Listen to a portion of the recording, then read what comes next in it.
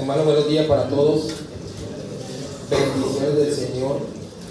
Ruego en esta mañana al Espíritu Santo para que se glorifique en nuestras vidas y la palabra cumpla el propósito por el cual va a ser predicada en estos momentos.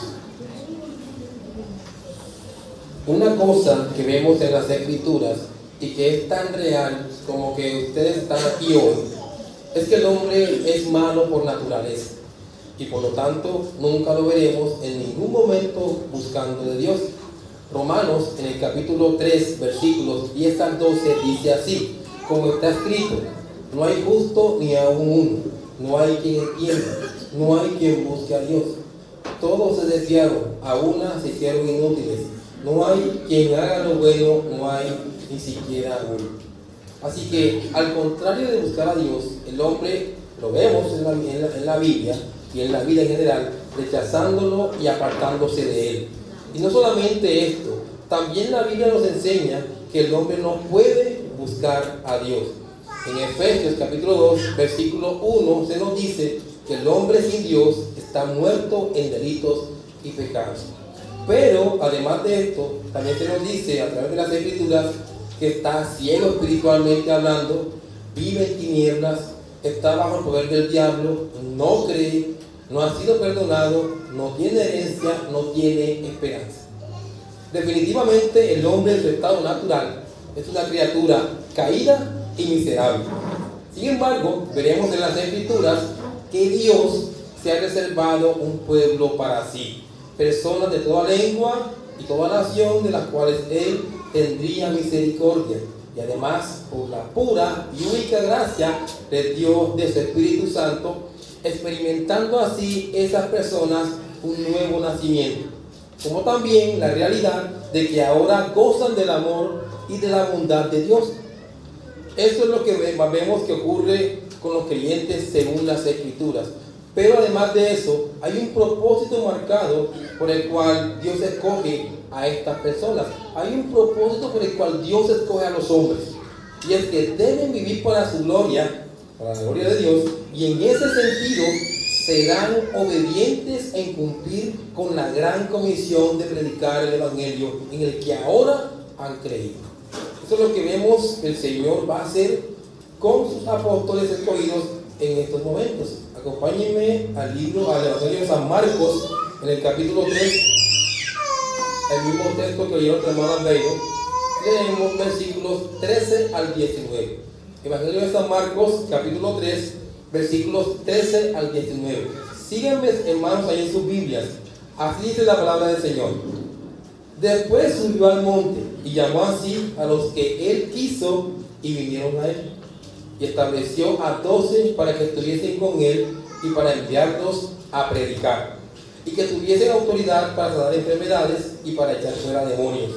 A Simón, a quien puso por sobrenombre Pedro, a Jacobo, hijo de Zebedeo, y a Juan, hermano de Jacobo, a quienes apellidó Boanerges, esto es, hijo del trueno, a Andrés, Felipe, Bartolomé, Mateo, Tomás, Jacobo, hijo de Alfeo, Tadeo, Simón el cananista y Judas Iscariote, el que le entregó, y vinieron a casa. Amén. El título para esta enseñanza es Llamados para servir. Llamados para servir. Vamos a ver tres cosas que aparecen aquí en el texto de marcar. En primer lugar, la iniciativa divina en el llamado.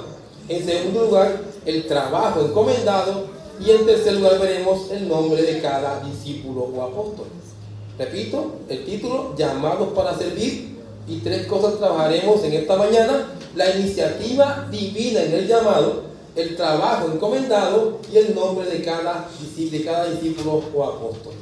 Veamos en primer lugar la iniciativa divina en la elección de los discípulos. Versículo 13 de Marcos capítulo 3.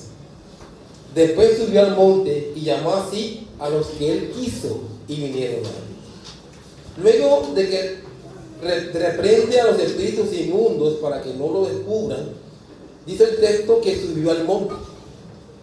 Los evangelios no dejan claro el nombre del monte o cerro del que se nos habla en estos momentos. Sin embargo, es muy seguro que para las personas en los tiempos del Señor les quedaba claro el nombre del monte que se menciona en este momento. Parece ser que este monte quedaba en las cercanías de Capernaum. Así como cuando el Evangelio de Mateo dice, en el capítulo 5, versículo 1, viendo la multitud, subió al monte y sentándose, vinieron a él sus discípulos. Este acontecimiento significó uno de los sermones tanto más largos como edificantes y gloriosos del Señor, el sermón del monte, cuando entramos a Mateo capítulo 5. Vean la escena, subió al monte. De igual manera, el subir al monte de parte del Señor en estos momentos significó algo supremamente importante que quiero resaltar en estos momentos. En primer lugar, con tantos enfermos por sanar, tantos endemoniados por liberar, y sobre todo con tanta necesidad de predicar el Evangelio, era necesario que el Señor Jesús autorizara a algunos de sus seguidores para compartir el trabajo que él mismo realizaba, haciendo que su propio poder y compasión también actuara en ellos. Además, la hostilidad de los dirigentes religiosos había llegado a ser tan intensa que la cooperación con ellos ya era imposible. Esta gente no quiere nada con el Señor. Esta gente no va a cooperar con el Señor. Los líderes religiosos judíos. El pueblo de Dios ha de organizarse por separado, lo que quiere decir que el cristianismo, hermanos, el cristianismo, cuando digo que el pueblo de Dios ha de organizarse por separado, quiero decir con eso que el cristianismo, óigase bien, se distinguía de la religión de los escribas y fariseos hipócritas. No era la misma religión. No. También vemos que se distinguía de los judíos que lo rechazaban. No era judaísmo esto, era cristianismo. Y también se distinguía de los paganos. Es una religión distinta la que estamos viendo con el cristianismo. Además, desde el comienzo del ministerio terrenal de Cristo, le estaban aguardando la muerte y después de la resurrección su partida de esta tierra. Él se iba de este mundo. En realidad había venido con el propósito expreso de dar su vida en rescate por muchos. Sentía, por tanto, la necesidad de designar testigos para reunir y guiar a la iglesia militante después de su propia partida física, con la colaboración de ellos y mediante su obra en ellos. En primer lugar. En segundo lugar, en este primer punto, el mismo Señor tomaría la iniciativa para escoger a los 12 hombres, los cuales serían designados como sus apóstoles. Por ejemplo, este acontecimiento es tan importante, hermanos. Este acontecimiento de escoger aquí a los apóstoles de parte del Señor es tan importante y significativo que en Lucas capítulo 6 versículo 2 se nos dice que antes de escogerlos se pasó toda la noche orando. Pasó toda una noche de comunicación total con el Padre. Acto seguido después de esto, llamó a los que él quiso. Vean lo importante de esto. Oró el mismo Señor Jesús, el Dios encarnado, la segunda persona de la Trinidad, se pasó toda la noche orando para hacer esta elección. Ahora, no fue que ellos se ofrecieran de voluntarios. Ya leímos en la introducción, no hay quien busque a Dios. No hay quien busque a Dios. Ellos no se ofrecieron, aunque tampoco llegaron de mala gana. Más bien, Jesús tomó la iniciativa de buscarlos y elegirlos según su voluntad soberana. Él escogió a los que él quiso. Más tarde, Jesús le recordaría a ellos, Juan capítulo 15, versículo 16. No me elegisteis vosotros a mí, como ninguno elige a Dios, sino que yo os elegí a vosotros, y os he puesto para que vayáis y llevéis fruto, y vuestro fruto permanezca, para que todo lo que pidiereis al Padre en mi nombre, Él os lo dé. Hasta este momento, estos 12 hombres habían seguido a Cristo como parte del grupo más amplio de discípulos. Había un montón de personas siguiendo al Señor que eran discípulos de Él. Había llegado el momento ahora de sacarlos de ese grupo más grande para estar más cerca de Jesús. De ese montón de discípulos que tenía el Señor, Él escoge ahora a un grupo de 12 hombres para que estén más cerca de Él. Así que durante los meses anteriores Jesús había dedicado gran parte de su tiempo a las multitudes. Al avanzar en su ministerio, concentró cada vez más su atención en la formación de estos 12 hombres, a los cuales llamaba en estos momentos. Y el resultado de este llamado fue que, dejándolo todo, se fueron con él.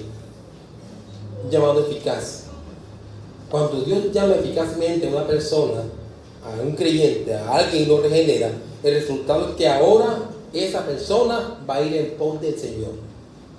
Ahora Él es su Señor. Ahora Él es a quien va a honrar. Estaba en su vida impía deshonrando al Señor en cada cosa que hacía.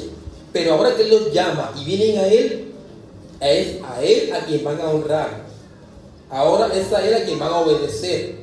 Ahora Él habla y sus ovejas, como cual elegidos suyos, oyen su voz y le siguen. Esto es lo que pasa ahora. Y no le siguen para estar allí y ya. Hermanos, no somos cristianos, repito, para llegar a la iglesia todos los días, todos los domingos, todos los miércoles, los jueves, cada reunión que tengamos, para sentarnos ahí y verle el cocote al otro por la espalda. Eso no es nuestra función todos los días. No lo piensen así, como criaturas que no hacen nada. No. La vida ahora del elegido gira en torno a servir a su Señor, lo que nos lleva ahora al segundo punto. Versículos 14 y 15. El punto es el trabajo encomendado a los discípulos. El trabajo encomendado a los discípulos. Versículos 14 y 15. Y estableció a 12 para que estuviesen con él y para enviarlos a predicar. Y que tuviesen autoridad para sanar enfermedades y para echar fuera demonios. Marcos en estos momentos nos va a establecer dos razones por las cuales el Señor había de escoger a los 12 apóstoles en este contexto. En primer lugar, al pasar cada día tiempo íntimo con Cristo, los 12 serían orientados personalmente por el Mesías mismo. Serían capacitados como sus aprendices.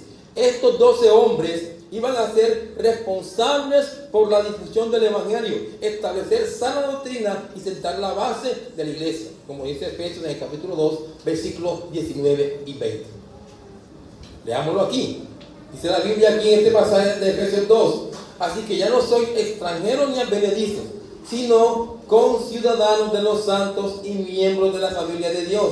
Versículo 20 de Efesios 2: edificados sobre el fundamento de los apóstoles y profetas, siendo la principal piedra del ángulo Jesucristo mismo.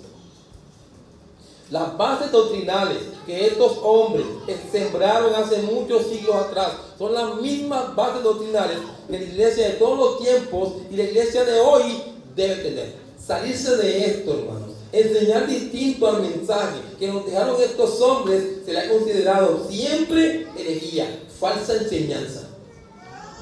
¿Ven lo importante de esto? Fue tan importante para el Señor fundamentarlos que durante mucho tiempo, desde su ministerio terrenal, se dedicó a prepararlos. En segundo lugar, Jesús nombró a estos hombres para enviarlos a predicar. ¿Sí notan eso? A predicar.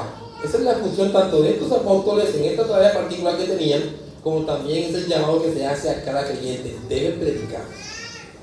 Ahora, el primer y más grande apóstol del Nuevo Testamento, de hecho, el apóstol supremo del Nuevo Testamento, fue el mismo Señor Jesús. Recuerden, Jesús dijo: no hablo nada por mi propia cuenta, sino que solo hablo lo que el Padre me ha llamado a decir.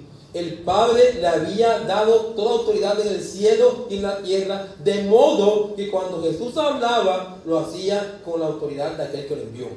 Era el enviado del Padre, apóstol, y aquel que lo envió era Dios el Padre. De igual manera, Jesús seleccionó a sus apóstoles y les dijo: quienes los reciben, me reciben a mí. Quienes los rechazan, me rechazan a mí. Porque los envió como sus apóstoles. ¿Y por qué es importante esto de entender que si me manda el Señor a esas personas que envía, deben ser escuchadas porque Dios los envió? ¿Por qué es importante eso? Porque la gente de hoy en día en las iglesias están todo bien con el Señor, Por ejemplo, estoy bien con Dios, pero odio a Pablo. Incluso algunos le dicen un machista. ¿Sí? Eso pasa. No quieren saber nada de Pablo, pero aman a Dios. Escuchan a Dios, pero no escuchan los escritos de Pablo, porque lo odian. Incluso algunos afirman que no hay por qué escuchar a Pedro o a Juan. No es necesario escucharlos a ellos. ¿Ven el error? Si son enviados del Señor, debemos escucharlos a ellos. No se puede hacer así. Este fue el debate que Jesús tuvo con los fariseos. Dijeron, creemos en Moisés, creemos en Abraham, creemos en Dios. En ti, Jesús, no creemos. Jesús respondió, Moisés escribió de mí. Abraham se regocijó al ver mi día. Y el Padre fue quien me envió. Entonces vean, no se puede creer en el Padre y rechazar al Hijo.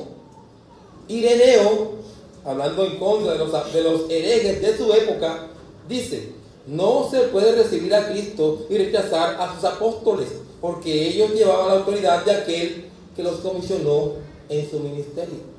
Si los apóstoles en ese contexto llevan el mensaje y lo rechazan, estamos rechazando al que los comisionó a ellos, a Cristo mismo.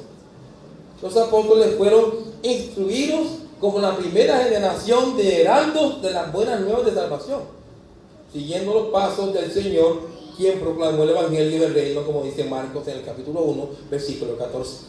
Jesús fue predicador, así como Juan Bautista y los profetas del Antiguo Testamento antes que él. Los discípulos debían seguir ese legado de predicar la verdad del Evangelio, como cada creyente que está aquí. Deben seguir con el legado de predicar el Evangelio. No pueden parar en esa tarea, mis hermanos. Y los que siguen seguirán haciendo el mismo mensaje.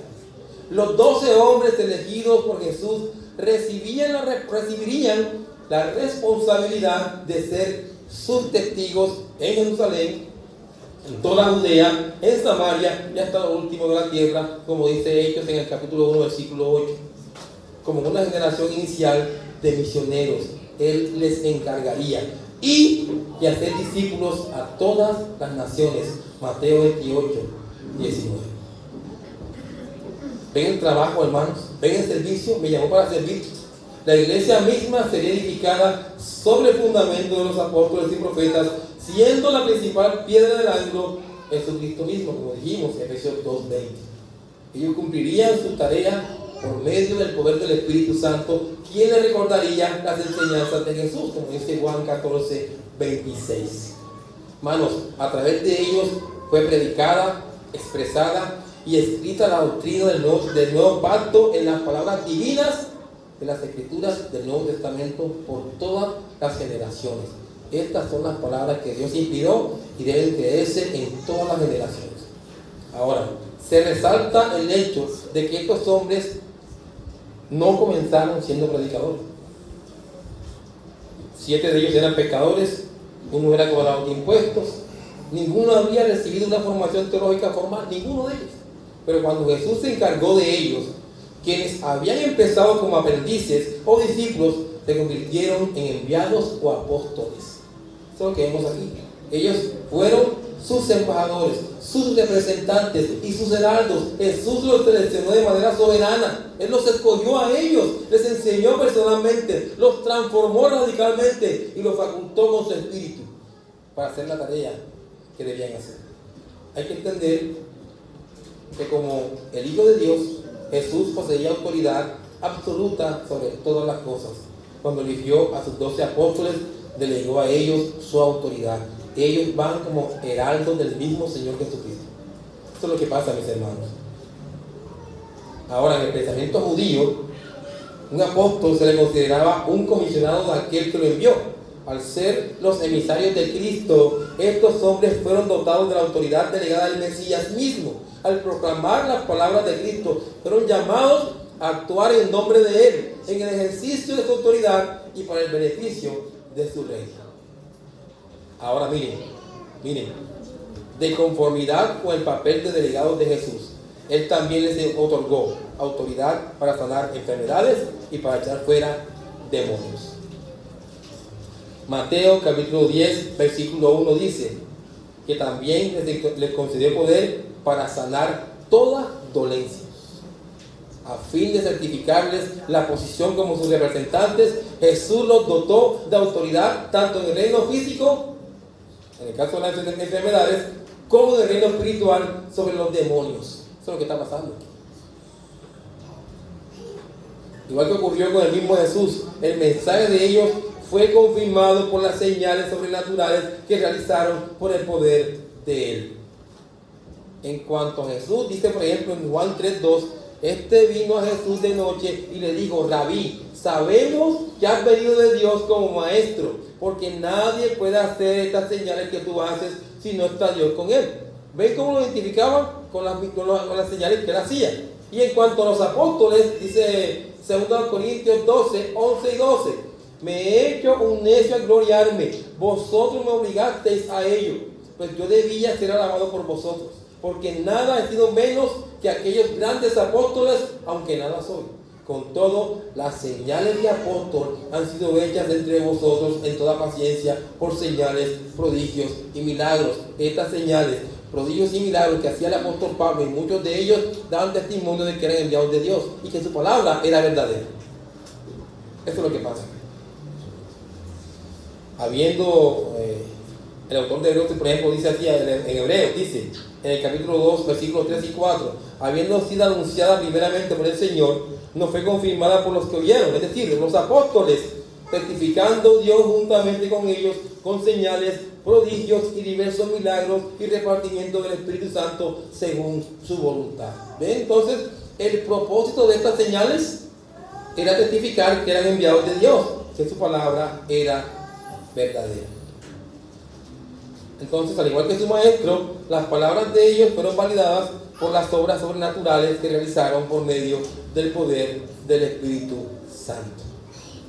Y esto es precisamente lo que harán los hombres escogidos por el Señor en estos momentos. Su mensaje de salvación, el mensaje que ellos traerían de parte de Dios, estaría confirmado por milagros que ellos realizarían. Ahora veamos algunos ejemplos de estos milagros. En el libro de los Hechos de los Apóstoles, en el capítulo 3, por ejemplo, Pedro y Juan sanan a un cojo de nacimiento, quien salta y alaba a Dios después que es sanado, asombrando a la multitud, lo que llevó a Pedro a predicar la palabra, confirmando el poder de Dios. Entonces, predican el Evangelio, sanan a este enfermo y continúan su obra de predicación. Lo que la gente discernía al ver estos milagros era que ellos eran ministros de Dios, enviados de Dios y que predicaban la verdad de Dios. Esto es lo que está pasando aquí, creyentes. Por ejemplo, en el capítulo 8, Felipe, lleno del Espíritu Santo, realiza milagros, expulsa demonios y sana a paralíticos y cojos, mostrando el poder del Evangelio en una nueva región. Y también vemos en Hechos 9, se nos narra de cómo Eneas, un hombre que llevaba 8 años paralítico, fue sanado por Pedro usando las palabras: Eneas, Jesucristo te sana, levántate y haz tu cama. Y enseguida se levantó. Milagros que testificaban que eran ministros verdaderos enviados de parte de Dios. Los apóstoles fueron hombres como tú y como yo. Ellos eran personas comunes y corrientes. Ellos no eran superhumanos. La gente pensaba que Elías era el superhombre. Y dice Santiago, este hombre como nosotros sujeto a pasiones. E igualmente los apóstoles eran personas como tú y como yo. Alguien escribió un libro haciendo referencia a los apóstoles y les llamó 12 hombres comunes y corrientes. Eran hombres con capas que podían volar, ni con máscara, ni con armadura. Eran hombres como tú y como yo, hermano. Eran hombres frágiles y débiles como nosotros, con vicios, con pecado. Sin embargo, la tarea que habían de hacer sería extraordinaria. Hermanos, cuando predicamos el Evangelio, hacemos una tarea extraordinaria. Entiendan eso. Tanto para los apóstoles, por todo lo que implicó, como también para nosotros. Hacemos una tarea extraordinaria para el Señor cuando predicamos su palabra y obedecemos ese llamado que Él nos hace.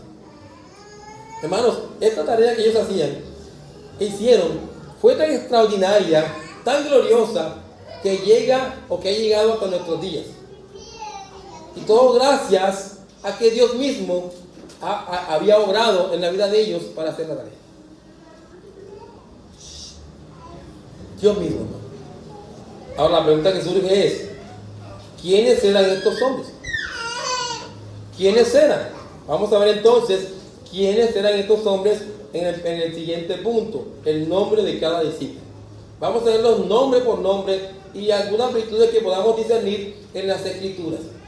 Punto 3, el nombre de cada discípulo. Está claro que los apóstoles fueron llamados y comisionados directamente por Cristo y hablaron con su autoridad y que además cumplían con ciertos requisitos distintivos para poder ser apóstol. 3 cosas quiero marcar aquí como requisitos distintivos de un apóstol. En primer lugar, para que alguien sea llamado apóstol en el contexto del siglo I, había sido un discípulo de Jesús durante su ministerio terrenal. Así dice ellos. En segundo lugar, otro requisito para ser apóstol, haber sido un testigo ocular de la resurrección. Y en tercer lugar, otro requisito para ser apóstol, haber sido llamado y comisionado por Cristo directamente. 3 cosas resalto aquí como requisitos fundamentales para ser apóstol. Así que, si usted escucha a alguien hoy en día que se haga llamar apóstol, la única manera de serlo es que cumpla con estos requisitos. Pero como es imposible que los cumplan, si alguien sale y dice que soy apóstol, es un impostor, es un falso. No existen apóstoles hoy en día, por este simple hecho. No existen apóstoles. Y muchos se hacen llamar apóstol. Y muchos siguen a los apóstoles, pero son falsos predicadores. Son obreros fraudulentos. Son mentirosos que engañan a los incautos. No existen hoy en día apóstoles, porque para hacerlo tendría que cumplir estas 3 cosas que acabo de leer. Y no hay nadie hoy en día que cumpla estas cosas, hermanos. Nadie. Veamos entonces en estos momentos el nombre de cada uno de estos verdaderos apóstoles que nos muestra el Señor en su palabra. Capítulo 16 al 19 de Lucas 3. Voy a leerlos todos para después desglosar algunos aspectos de cada uno de ellos. Dice el versículo 16: a Simón, a quien puso por nombre Pedro, a Jacobo, hijo de Zebedeo, y a Juan, hermano de Jacobo, a quienes apellidó Boanerges, esto es, hijo del trueno, a Andrés, Felipe, Bartolomé, Mateo, Tomás, Jacobo, hijo de Alfeo, Tadeo, Simón el cananita y Judas Iscariote, el que le entregó. Y después dice el texto: y vinieron a casa. Varios aspectos resaltan en este listado. En primer lugar, los nombres de los 12 aparecen escritos en 4 lugares del Nuevo Testamento. Mateo 10, 2 al 4, Marcos 3, 16 al 19, que estamos estudiando, Lucas 6, 3 al 16 y Hechos 1, versículo 13. Aunque en el 26 de Hechos 1 se reemplaza Judas por Matías. En segundo lugar, cada grupo de nombres está dispuesto en orden de mayor a menor intimidad con el Señor Jesucristo durante su vida terrenal. Por ejemplo, repito, cada grupo de nombres que aparece aquí está ordenado de mayor a menor intimidad con el Señor durante su vida terrenal. El primer grupo aparece Pedro, Andrés, Jacobo y Juan. Si notan la Biblia, estos hombres andaron mucho tiempo con el Señor. Para donde Dios los llevaba, tuvieron gran intimidad con el Señor. El segundo grupo incluye Felipe, Natanael, Mateo y Tomás. Tuvieron mucho menos que los primeros, pero también tuvieron cierta intimidad con el Señor y cercanía a Él. Y el tercer grupo consta de Jacobo, hijo de Alfeo, Tadeo, Simón el celote y Judas Iscariote, que luego fue reemplazado. Los que menos tuvieron esa cercanía con el Señor en su vida terrenal. Y en tercer lugar, en este listado, en todas las listas que vemos en los evangelios y en Hechos de los apóstoles, la primera persona que menciona siempre es Simón Pedro. Si ustedes miran bien, siempre aparece primero Simón Pedro. Este es un punto fascinante, ya que este no fue el primer discípulo de él. Su hermano fue antes que él, que Simón Pedro. Y fue su hermano quien llevó a Simón al Señor Jesús. Pero Pedro es el primero en todas las listas. Si ustedes lo ven, el primero en todas las listas. Y no por ser el primer obispo de Roma es eso. O sea, no es primero porque sea el primer obispo de Roma. Eso no es así. Sino porque obviamente ocupaba una posición de liderazgo entre el grupo de los discípulos y apóstoles. Se convirtió en su portavoz, por así decirlo. Pedro era conocido como un hombre sumamente impulsivo. Este es el primer hombre que vamos a describir. Impulsivo y en muchos sentidos inestable, poco fiable y poco confiable. ¿No se ven ustedes ahí? ¿No lo vemos ahí? Poco fiables, volátiles, impulsivos, engreídos, orgullosos. Así era Pedro. Así era Pedro. Cuando Jesús conoció a Pedro, este era cualquier cosa menos una roca. ¿Sí? Recuerden que tú eres Pedro. Era cualquier cosa menos una roca.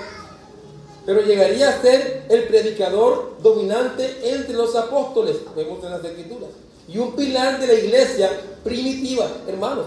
Cuando Dios te regenera, te cambia. Cuando Dios te regenera, te cambia. Es lo que vemos con Pedro. Pedro era duro, pero cuando Dios lo regenera, cambia a Pedro. Es probable que su predicación sirviera como base para el relato de Marcos acerca de la vida y el ministerio de Jesús.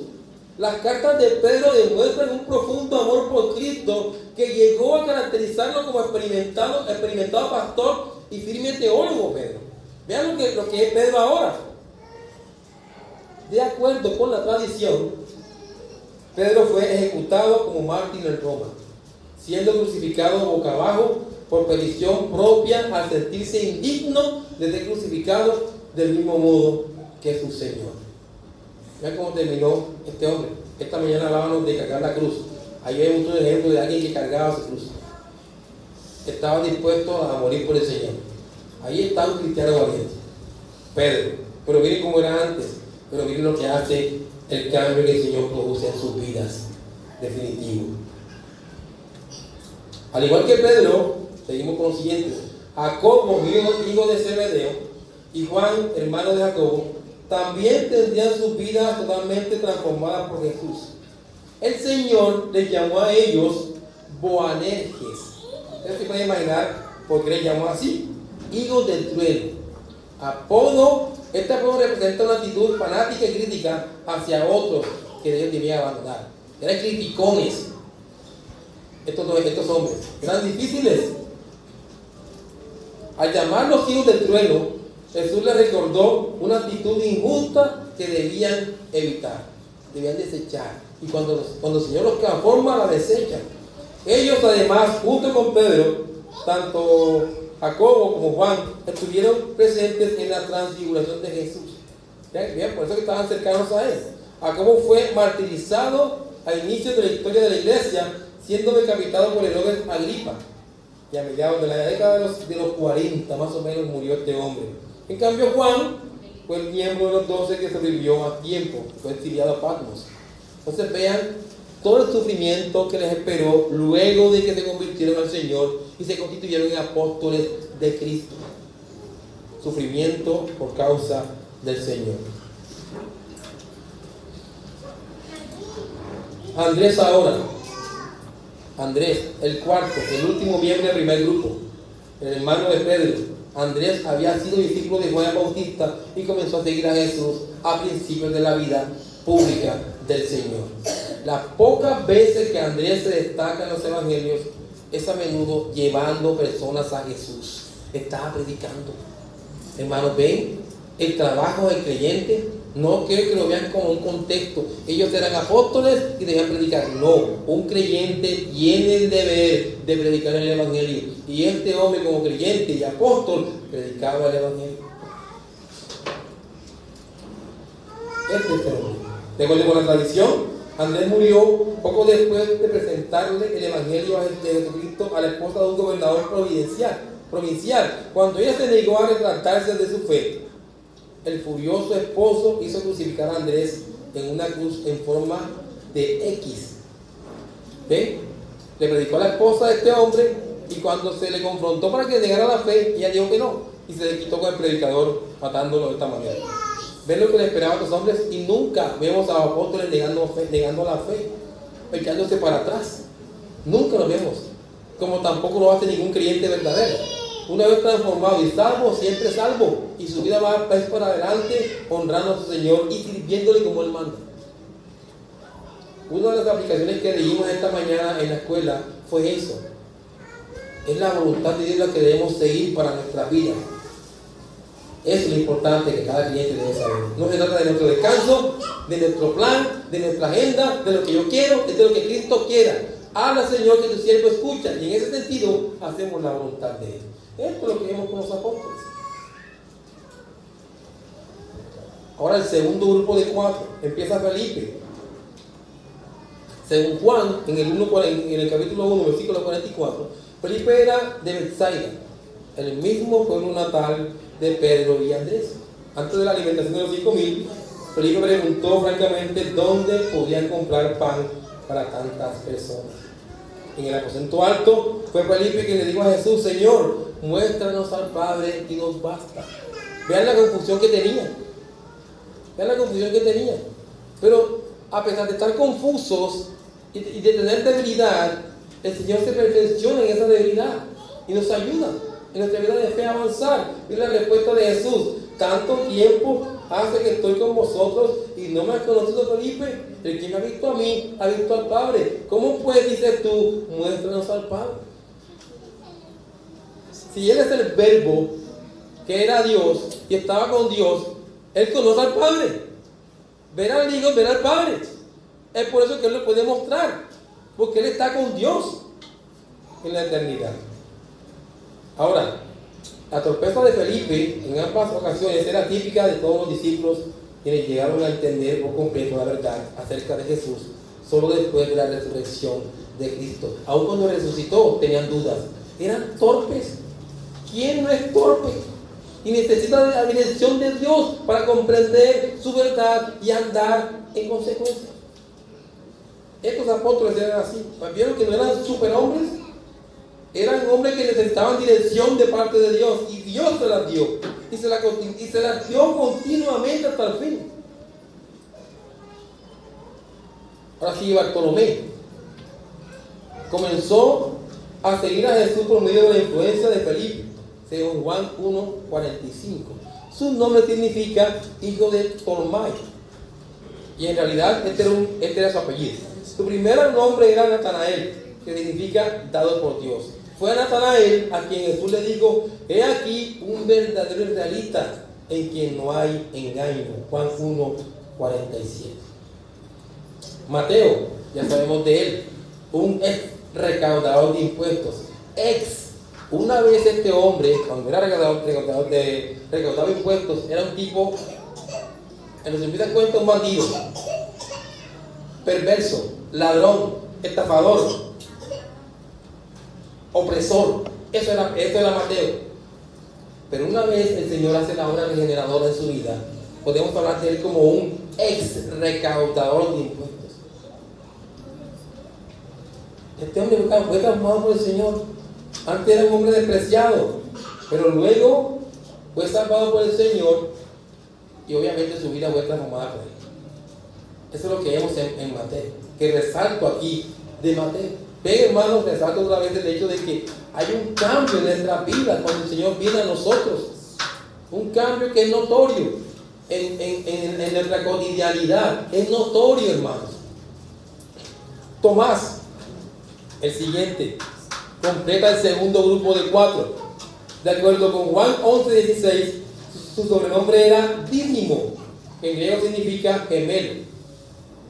Es en este mismo versículo que Tomás, de manera valiente, aunque pesimista, le dijo a los demás discípulos: vamos también nosotros para que muramos con él. Solo digo así como todo dudoso. Este pesimismo volvió a surgir después de la resurrección, cuando Tomás se negó a creer lo que decían los otros apóstoles, que Jesús estaba vivo. ¿Ven entonces a este hombre dudando? Tanto tiempo el Señor venía haciendo milagros y mostrándole que era el Hijo de Dios, y les decía que iba a resucitar, y este hombre no creía estas cosas. ¿Pero qué pasó cuando vio el Señor? Vean la respuesta que marcó su vida para siempre. Señor mío y Dios mío. Eso cambió su vida para siempre. Cambió Tomás. La tradición de la historia de la iglesia indica que Tomás llevó el evangelio a la India, donde murió martirizado. ¿Ven? Entonces, a lo que se ponían ellos por predicar el evangelio, a morir. Tomó cada quien de estos 12 hombres verdaderamente, y con toda certeza del caso, podemos decir que tomaron su cruz y nunca negaron su fe. Vamos al último grupo de 4. Jacobo, hijo de Alfeo. No sabemos mucho ni de él ni de su padre, no sabemos mucho. Tal vez se le llamó, según Marcos 15:40, Jacobo el menor, y su madre se llamaba María, quien también seguía a Jesús. O sea, sabemos solamente estas cosas, resaltamos estas cosas acerca de Jacobo, hijo de Alfeo. Tadeo, también llamado Judas, hermano de Jacobo. O sea, Judas, no el Iscariote. Imagínense, ese equipo tan malo. Se sabe también un poco acerca, no sabemos muchas cosas acerca de Tadeo, aunque algunos comentaristas han sugerido que es el autor de la epístola de Judas. Dicen algunos, pero otros dicen que es Santiago. Simón el Celote, como su nombre lo sugiere, era un rebelde opuesto al dominio romano. Uno se puede imaginar cuánto daño hizo a los romanos, o cuánta gente hirió, cuánta gente mató, no sabemos. Era celote, era un hombre opuesto a la oposición romana, era un hombre rebelde. Ahora, el hecho de que él y Mateo fueran miembros de las 12 ilustra cómo este grupo de apóstoles era bastante diverso. Imagínense, un recaudador de impuestos, un pescador, un rebelde, ahí había de todo. Aquí no había reyes, no había gente de alta alcurnia, no había gente pudiente, no había gente famosa, sino pura gente del común, como nosotros. Como nosotros. De ahí el cuello del Señor. No había arcángeles ni ángeles aquí, humanos como nosotros. Humanos. Y finalmente, en este grupo de último de 4, aparece el vergonzoso Judas Iscariote, tipo este perverso. Se menciona siempre de último en la lista de los apóstoles, porque este hombre entregó al Señor. Tipo malo en la vida, Judas Iscariote. La detención de Judas pudo haber sido una sorpresa para todos los demás. Seguramente fue sorpresa. Pero la tradición de Judas Iscariote este hombre engañó al Señor. Este hombre engañó al Señor y con eso se ganó un nombre para siempre marcado. Juan 6:70 dice: no os he escogido yo a vosotros los 12, y uno de vosotros es diablo. Imagínense, entre los escogidos apóstoles había uno que era diablo. Usted se puede imaginar entre la iglesia diablos. Por eso es importante que por nuestros frutos nos podemos a conocerlos, para que no nos tilden como diablos.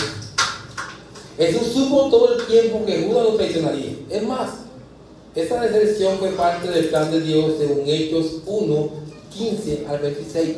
Todo era parte del plan de Dios, pero Judas, en su responsabilidad humana, traicionó al Señor. Él paga por eso. Ahora, desde el punto de vista humano, estos 12 hombres fueron elecciones extrañas. Imagínense. El contexto nos va a decir: porque se han escogido sacerdotes, escribas, gente que supiera la Biblia, gente bien preparada. Van a coger estos 12 hombres ahí enredados, que estaban más confundidos. Es extraño, porque no tenían educación. formación ni ninguna influencia. Estos hombres no tienen nada. Sin embargo, desde el punto de vista de Dios, fue una elección perfecta. ¿Por qué el Señor que coge a este hombre como pastor? La gente no estamos de acuerdo con ese hombre como pastor o como diácono. No estamos de acuerdo. Esa es una elección fraudulenta a Dios. Pero para Dios es la elección perfecta. ¿Sí me voy a entender? Para la sociedad misma, esto es una elección equivocada de Dios. Pero para Dios fue una elección perfecta. Instrumentos débiles e imperfectos, a través de quienes el poder divino se mostraría de forma gloriosa. Esa es una verdad tanto para los apóstoles en esta obra particular que hacían, como también para nosotros. También para nosotros. Todos nosotros somos instrumentos débiles e imperfectos, pero a través de nosotros, Dios en su poder demuestra su gracia y poder. Él habla de nosotros. Antes estos hombres, antes de que acabaran sus vidas, fueron usados por Dios para trastornar el mundo entero. ¿Eso es lo que quiere Dios con nosotros, hermanos? Que influenciemos a este mundo con nuestro testimonio y la predicación del Evangelio. Es lo que Dios quiere para nosotros. Ahora, que nuestro Señor pudiera usar vasijas tan ordinarias para llevar a cabo sus grandes propósitos, resalta el propósito sobrenatural de su poder soberano. Cuando tú veas a personas como yo o como ustedes haciendo una obra para el Señor, entiendan que Dios está hablando con su poder en ti. Y dirá como el apóstol Pablo: no soy yo, sino la gracia de Dios en mí. Porque si no fuera la gracia de Dios en mí o su poder, yo nada podría hacer. Y los apóstoles tampoco podían hacer nada. Tenía que estar el poder de Dios, su gracia, su poder, obrando en esas personas para que este mensaje fluyera y fuera glorificado en el mundo entero. Según lo mostrado en Marcos, ese poder fue mostrado en los milagros del Señor Jesús. Recuerden que Marcos muestra particularmente milagros del Señor. Muchas veces milagros. También se evidenció en los hombres que eligió. Cristo escogió una docena de hombres comunes y corrientes, y los transformó en el fundamento sólido de su iglesia. Y es lo que Dios quiere. Es lo que Dios quiere, hermanos, que la iglesia sea.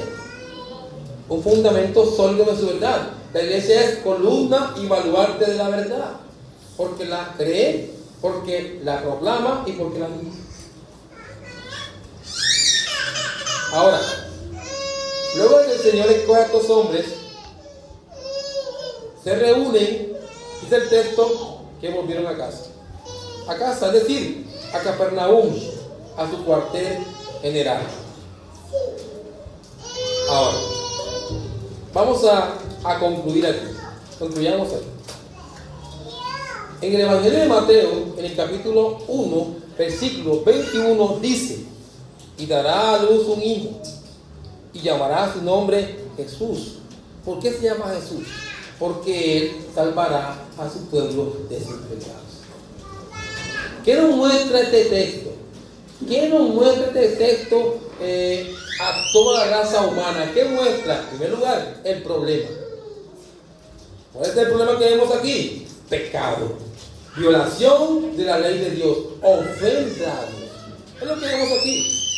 El problema del pecado. Solución. Salvación que trae Jesús el Salvador. ¿Sí lo ven lo que dice aquí Mateo?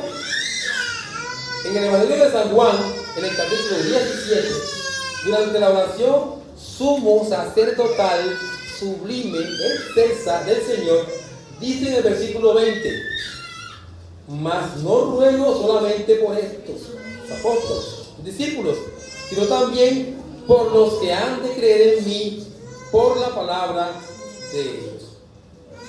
Hermanos, y la palabra que ellos van a llevar es el mensaje del Evangelio. Las buenas nuevas de salvación solamente en Cristo, para todo aquel que se arrepiente y cree. Ese es el mensaje. Y si nosotros estamos aquí como creyentes, es porque el mensaje del Evangelio que predicaban los apóstoles ha llegado a nosotros. Y gracias a la obra de Dios en nuestro corazón, nos hemos arrepentido de nuestros pecados y hemos creído en el Señor Jesús. ¿Sí ven? En conclusión, así como los apóstoles tenían parte con Dios, de igual forma nosotros también tenemos parte con Dios gracias a Cristo, el cual no solo murió por los apóstoles, los cuales creyeron en Él, sino también por nosotros que también hemos creído y nos ha dado salvación y vida eterna. Gloria a Cristo. Amén. Vamos a aplicar, mis hermanos. Una sola aplicación traigo con ustedes en esta mañana, y que el Señor nos ayude a ponerla en práctica. Sería la sexta aplicación. Dijimos 5 en la escuela, que era la sexta. La primera aquí, pues ya en la escuela tenemos 5 aplicaciones esta mañana. Aquí haremos solamente una. Voy a aplicar, mis hermanos, formulando una pregunta. Una pregunta. ¿Por qué, si Dios es soberano, es decir, Él ordena todo, lo controla todo, lo gobierna todo, y además ha decretado todo lo que ha de pasar en este mundo, por qué, si es soberano, nosotros debemos involucrarnos en la evangelización? Pero si Dios ya sabe quién va a ser salvo, ya sabe todo eso, ¿por qué nosotros debemos involucrarnos en la evangelización? Y la pregunta es, la respuesta a esta pregunta tan compleja, es porque Dios lo ha mandado. Sencillo, ¿no? La respuesta. Dios lo ha mandado. Dios lo ha mandado. Dios no solo ha decretado el fin, es decir, la salvación eterna, la consumación de la redención, sino que también decretó los medios para ese fin. Él ha elegido la necedad de la predicación como el medio por el cual traerá a la gente a la salvación, y le ha ordenado a la iglesia que evangelice. Dios soberanamente elige a las personas para la salvación. Ese es el trabajo de Dios.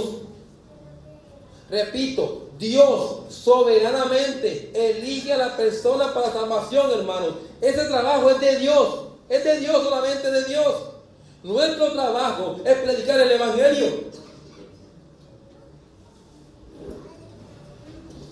Ese es nuestro trabajo. Es nuestra responsabilidad. Y aunque Dios no me necesita para llevar a cabo su plan de salvación, ya que Él solo lo podría hacer sin problemas, Él no me necesita a mí. A ninguno necesita a Dios en esta tarea de predicar que no es a ninguno. Pero Él ha elegido hacerlo con su iglesia. Eso quiere decir que la iglesia debe estar haciendo este trabajo. Debemos estar predicando el Evangelio. Así que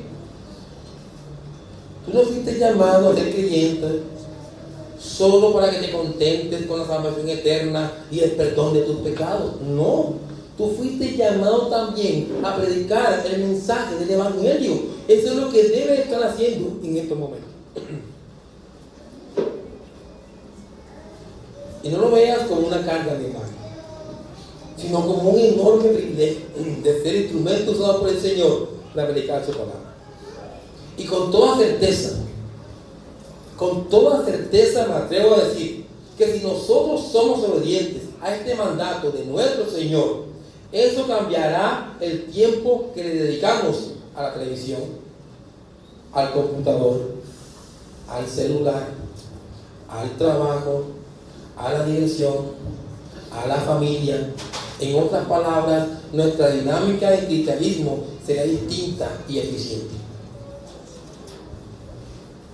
Hermanos, amados, que Dios nos conceda la gracia de hacer lo que debemos hacer en el reino. Y esto implica que seamos obedientes a Dios y que el otro nos importe. Amén. Y finalmente, para aquellos que están sin Cristo y que nos visitan en esta mañana, tengo una muy breve palabra para ustedes. Para aquellas personas que no conocen al Señor, les digo que en estos momentos ustedes son esclavos del pecado. Son esclavos del pecado. ¿Por qué? Porque su vida, sea lo que sea que hagas en tu cotidianidad, sea lo que sea que tú hagas en tu cotidianidad, tu vida es un constante ofender a Dios y violar sus mandamientos. Eso es lo que tú haces también, incrédulo, todos los días. Eres un terrícola en todo el sentido de la palabra, que vives afanado y cargado en todo lo que haces debajo del sol. Tú necesitas ser rescatado del mercado de esclavos en el que vives, amigo incrédulo. Y para eso te digo que le pidas a Dios que tenga misericordia de ti, que te perdone tus pecados con que tanto le ofendes, y en ese sentido te arrepientas de tus pecados y creas en el Señor Jesucristo para perdón y vida eterna. Vamos a ver. Amado Dios, Padre, gracias te damos en este momento por concedernos este tiempo de bendición para nuestras vidas. Ruego para que este texto de Marcos en el capítulo 3, Señor, nos recuerda el llamado de los apóstoles, pero también nos hace una proyección al llamado nuestro como creyentes, nos lleve a meditar, Señor, en nuestro cristianismo, en preguntarnos para qué vimos llamados, y eso, Señor, nos lleve a la respuesta para la gloria de Dios y obedecerlo. Ruego para que tu palabra en esta mañana de hoy haya obrado con poder en el corazón de cada presente en este lugar. Gracias por todo, Señor. Gloria y alabanza sentada siempre a tu nombre. Te ruego todas estas cosas en el nombre de Cristo. Amén. Dios les bendiga, mis hermanos.